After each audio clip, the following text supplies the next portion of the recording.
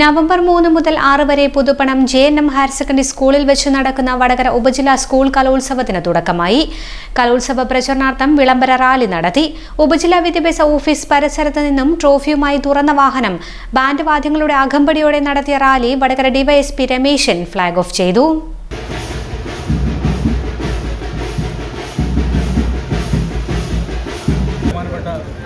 Trophy കമ്മിറ്റിയിലെ അംഗങ്ങളെ, ബഹുമാന്യരായ അധ്യാപകർ, വളരെ സന്തോഷത്തോടു കൂടി ഞാൻ ഈ പരിപാടി ഔപചാരികമായി ഉദ്ഘാടനം ചെയ്തതായി.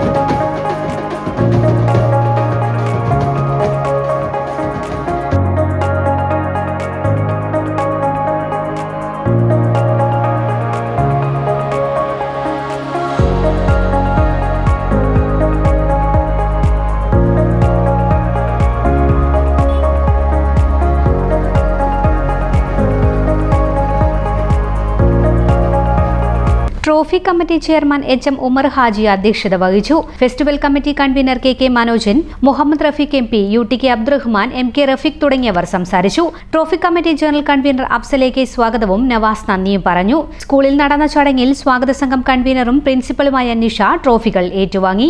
OM അസീസ്, സന്ദീപ്, നിജേഷ് സത്യൻ, സുനീഷ്, ഫൈസൽ തുടങ്ങിയവർ സന്നിഹിതരായി. ട്രോഫി യാത്രയ്ക്ക് ജവാദ്, സ്വാദിഖ്, സഫീറ, കുഞ്ഞബ്ദുള്ള, ഫസൽ റഹ്മാൻ, ആഷിഖ് തുടങ്ങിയവർ നേതൃത്വം നൽകി.